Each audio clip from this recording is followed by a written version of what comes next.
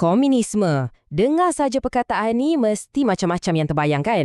Sebuah idea yang kononnya menjanjikan sebuah dunia yang sempurna, satu utopia. Jom kita selami kebangkitan dan kejatuhan ideologi yang pernah membentuk sebahagian besar dunia moden kita. Okey, soalan cepu mas. Siapa yang cipta komunisme? Saya pasti ramai yang terus teringat satu nama ni, Karl Marx. Betul tak? Tapi kan sebenarnya idea komunisme ni jauh lebih tua daripada yang kita sangka. Untuk betul-betul faham dari mana datangnya idea ni, kita kena patah balik ke zaman dulu. Baiklah, mari kita mulakan penjelajahan kita dengan menjejaki akar falsafah purba tentang kehidupan berkongsi, lama sebelum ia menjadi satu teori politik yang menggemparkan dunia.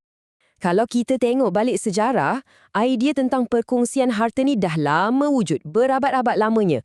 Ia bermula dari falsafah di Yunani purba, kemudian diamalkan oleh komuniti Kristian awal, sampailah ia dibayangkan dalam karya fiksyen seperti Utopia pada abad ke-16.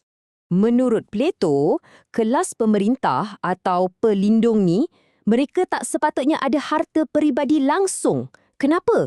Sebab dia percaya kalau dah ada harta, nanti jadi tamak, jadi pentingkan diri sendiri, habislah rosak tugas mereka untuk berkhidmat kepada masyarakat. Bukan Plato seorang je tahu.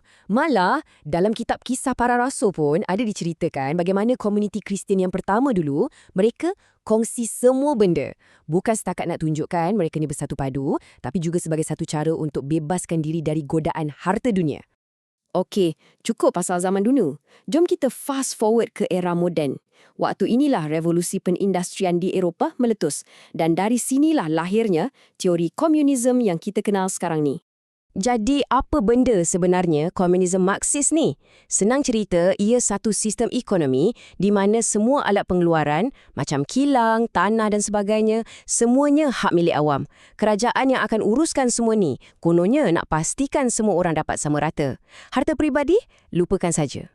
Marx dan rakan seperjuangannya, Engels, melihat apa yang terjadi semasa revolusi perindustrian dan mereka nampak ketidakadilan yang melampau. Bagi mereka, kapitalisme ni memang kerja dia menindas kelas pekerja yang mereka panggil proletariat.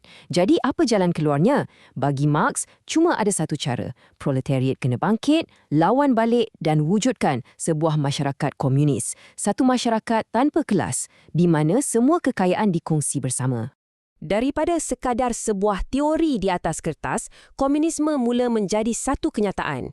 Dalam bahagian ni, kita akan tengok macam mana idea ini bertukar menjadi satu sistem pemerintahan bermula dengan revolusi komunis pertama yang berjaya. Tahun 1922. Ini tarikh yang sangat penting. Selepas berjaya menggulingkan monarki Rusia, Vladimir Lenin dengan parti Bolsheviknya menubuhkan Kesatuan Soviet atau USSR. Inilah kali pertama dalam sejarah sebuah negara secara rasminya mengisytiharkan diri sebagai negara komunis.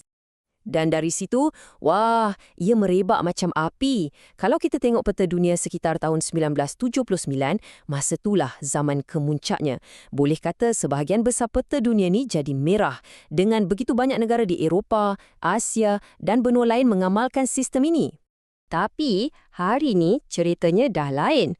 Walaupun boleh dikatakan tiada lagi negara komunis yang mutlak, beberapa negara masih mengamalkan sistem satu parti yang berakar umbi dari ideologi ni.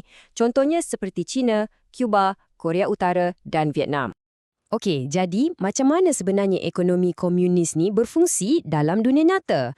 Jom kita bedah sikit, kita tengok apa yang bagus dan apa yang tak bagus tentang ekonomi yang diuruskan sepenuhnya oleh kerajaan ni. Di satu sisi, sistem berpusat ni memang hebat kalau nak buat projek-projek mega. Kerajaan boleh keras semua sumber untuk bina industri dengan cepat. Tapi, masalah paling besar dia, tak ada pasaran bebas. Kerajaan tak tahu apa yang rakyat betul-betul perlukan. Jadi, mereka main teka-teka saja. Akibatnya, tiba-tiba kilang buat banyak sangat kasut saiz kiri, tapi roti pula tak cukup. Bila jadi macam ni, muncullah pasaran gelap, di mana orang ramai cari barang yang mereka betul-betul perlukan. Dan inilah yang membawa kita ke babak penamat cerita ni. Kejatuhan komunisme yang sangat dramatik di Eropah Timur dan akhirnya kehancuran gergasi komunis itu sendiri, iaitu Kesatuan Soviet. Tahun 1989 tu memang luar biasa. Macam kesan domino. Dalam masa beberapa bulan sahaja, satu persatu rejim komunis di Eropah Timur tumbang dan kebanyakannya berlaku secara aman.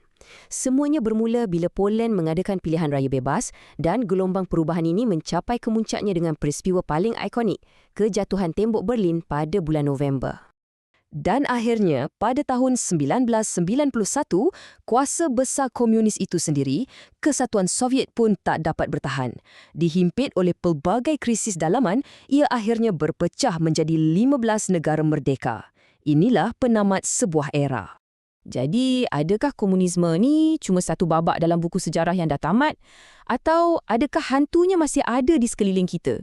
Yelah, idea tentang kesamarataan, kritikan terhadap kapitalisme, semua tu masih relevan tak hari ini?